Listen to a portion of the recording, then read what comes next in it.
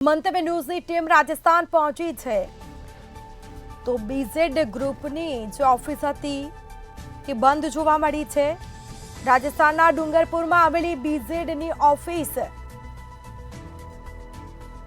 તો ગુજરાતમાં સીઆઈડીના દરોડા પાડતા જ ઓફિસ બંધ કરવામાં આવી છે।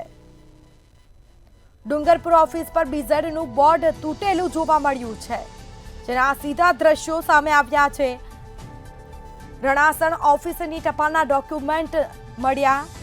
બીજી તરફ ગુજરાત બાદ રાજસ્થાનમાં પણ તેની ઓફિસ મળી આવી છે। તો રાજસ્થાનમાં ઓફિસ જોવા મળતા આંતરરાજ્ય કૌભાંડની આશંકા પણ જોવા મળી છે। ગુજરાતમાં રેડ બાદ રાજસ્થાનમાં પણ બીઝેડની ઓફિસના શટર બંધ જોવા મળ્યા છે। તોડફોડ થઈ રહી છે, ઓફિસની બહાર તોડફોડ કરાઈ હોય તેવા દ્રશ્યો જોવા મળ્યા છે। ડુંગરપુર ઓફિસ પર બીઝેડનું બોર્ડ તૂટ્યું છે। મંતવ્ય ન્યૂઝની ટીમ રાજસ્થાન પહોંચી છે। રણાસણ ઓફિસની ટપાલના ડોક્યુમેન્ટ પણ મળ્યા છે। તો મંતવ્ય ન્યૂઝની ટીમ રાજસ્થાન પહોંચી છે। હાલ ત્યાં તપાસ થઈ રહી છે, સીઆઈડી દ્વારા ત્યાં પણ તપાસ થઈ હતી। તો હાલ ઓફિસ છે તે બંધ જોવા મળી છે। ગુજરાતમાં સીઆઈડીના દરોડા પડતા જ ઓફિસ બંધ થઈ છે। તો ગુજરાત બાદ રાજસ્થાનમાં પણ તેની ઓફિસ મળી આવી છે।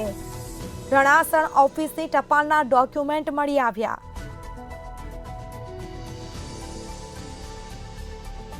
તો આ સાથે જ અમારા સંવાદદાતા મહેશ છે તે રાજસ્થાનથી લાઈવ જોડાઈ ચૂક્યા છે। જી, રાજસ્થાનના ડુંગરપુરમાં બીઝેડની ઓફિસ આવેલી છે, હાલ માહોલ કેવો છે ત્યાંનો?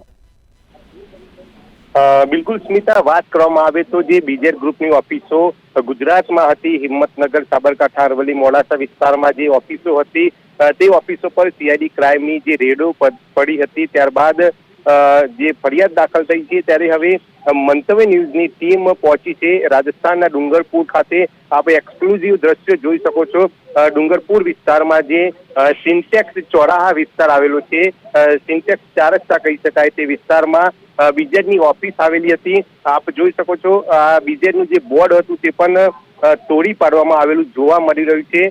બીઝેડનું જે બોર્ડ હતું તેને તોડી પાડવામાં આવ્યું છે। આસપાસના જે દુકાનદારો છે તેમની સાથે વાતચીત કરવામાં આવી હતી। તેમના દ્વારા જણાવવામાં આવ્યું કે અત્યાર સુધીમાં આ ઓફિસ ચાલુ હતી, પરંતુ છેલ્લા થોડા દિવસોથી ઓફિસ બંધ કરી દેવામાં આવી છે અને આ બોર્ડ કોઈના દ્વારા તોડી પાડવામાં આવ્યું છે। મહત્વનું એ છે કે જે આ બીઝેડની જે ઓફિસ આવેલી છે રાજસ્થાનના ડુંગરપુરમાં, ત્યાંથી રણાસણની એક ટપાલ મળેલી છે। ત્યાં તે ટપાલ પર શૈલેષ પટેલ નામના વ્યક્તિનો ઉલ્લેખ કરવામાં આવ્યો છે। ત્યારે ક્યાંક ને ક્યાંક જે ઓફિસ છે તેનું સંચાલન હિંમતનગર વિસ્તારમાંથી થતું હોય તેવું લાગી રહ્યું છે।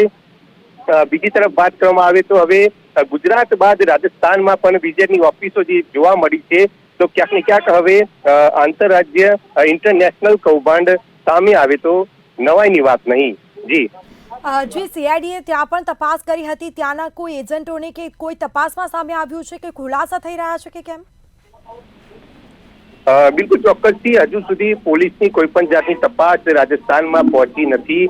માત્ર ને માત્ર મીડિયા પહોંચ્યું છે રાજસ્થાનમાં, અને રાજસ્થાનમાં જે ઓફિસો છે ડુંગરપુર ખાતે ઓફિસો આવેલી છે તેના એક્સક્લુઝિવ દ્રશ્યો આપ જોઈ શકો છો।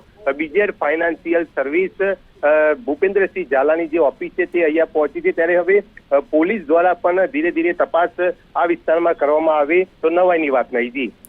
જી, બીઝેડ ગ્રુપની કેટલા સમયથી ત્યાં ઓફિસ હતી અને ત્યાંનો મુખ્ય એજન્ટ કોણ હતો, તેને લઈને કઈ તપાસમાં સામે આવ્યું?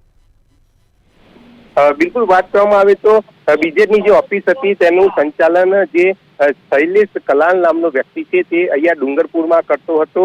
તેનો સંપર્ક કરવામાં આવ્યો તો ટેલિફોનિક, તેના દ્વારા જણાવવામાં આવ્યું છે કે મને પગાર મળતો હતો અને હું ત્યાં જઈને ઓફિસ ચલાવતો હતો તેવું તેને જણાવ્યું હતું, પરંતુ અહીંયા સ્થાનિક કોણ ચલાવતું હતું તે હજુ સુધી સામે આવ્યું નથી। કેટલા રોકાણકારો છે, કેટલા નિવેશકો છે તે પણ જાણવા નથી મળ્યું। ત્યારે પોલીસ દ્વારા હવે ગુજરાત બાદ રાજસ્થાનમાં પણ તપાસ શરૂ કરવામાં આવે તો એ પણ જાણવા મળશે કે રાજસ્થાન વિસ્તારમાં કેટલા રોકાણકારો છે। જી બિલકુલથી તમામ જાણકારી આપવા બદલ આપનો આભાર। તો ડુંગરપુર ઓફિસ પર બીઝેડનું બોર્ડ તૂટેલું જોવા મળ્યું હતું। મંતવ્ય ન્યૂઝની ટીમ ત્યાં પહોંચી હતી। મંતવ્ય ન્યૂઝ પર સૌથી મોટા સમાચાર સામે આવ્યા છે, એક્સક્લુઝિવ સમાચાર સામે આવ્યા। રણાસણ ખાતે ઓફિસ હોવાનું સામે આવ્યું છે, ટપાલના ડોક્યુમેન્ટ મળી આવ્યા છે। ગુજરાત બાદ રાજસ્થાનમાં પણ ઓફિસ મળી આવી છે। રાજસ્થાનમાં ઓફિસ જોવા મળતા આંતરરાજ્ય કૌભાંડની પણ આશંકાઓ વ્યક્ત કરાઈ છે. તો ગુજરાત બહાર પણ ઓફિસ હતી એટલે કે આંતરરાષ્ટ્રીય કૌભાંડની આશંકા હાલ વ્યક્ત કરાઈ છે. ગુજરાતમાં રેડ બાદ રાજસ્થાનમાં પણ બીઝેડની ઓફિસના શટર બંધ જોવા મળ્યા છે. આ મામલે હાલ તપાસ કરાઈ રહી છે. સીઆઈડી દ્વારા ત્યાં રાજસ્થાનમાં ધામા નાખવામાં આવ્યા હતા, તપાસ કરવામાં આવી હતી, પરંતુ હજી પણ નવા ખુલાસાઓ થઈ શકે છે. મંતવ્ય ન્યૂઝ પર સૌથી મોટા સમાચાર સામે આવ્યા છે. એક્સક્લુઝિવ સમાચાર મંતવ્ય ન્યૂઝની સ્ક્રીન પર આપ જોઈ રહ્યા છો.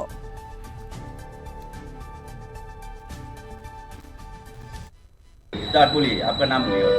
सर मेरा नाम मोनी जैन है और मैं डूंगरपुर सिंटेक्स चौराहे पे हमारा गोदाम है बालाजी का। और आप जिसके बारे में पूछ रहे हैं बीजे फाइनेंस करके, अभी कुछ महीने पहले इन्होंने यहाँ पे ओपनिंग किया था, हमको इतना आइडिया है। और शायद 1 या 2 कोई यहाँ पे एम्प्लॉय थे काम करने वाले, और कभी कभी उनसे हमारा मिलना होता था, ज़्यादा तो कोई पहचान थी नहीं, और कभी कभी कस्टमर आते जाते रहते थे, इतना जानते इनके बारे में, और ज़्यादा हमारे को कोई जानकारी नहीं है। और कल सुबह तक तो ये बोर्ड सही था, कल रात हम जब यहाँ से शॉप बंद करके गए तब तक, और अभी सुबह आके देखा तो ये सब बोर्ड वोर्ड टूटा हुआ था, और इसके बारे में ज़्यादा हमको कोई नॉलेज नहीं है।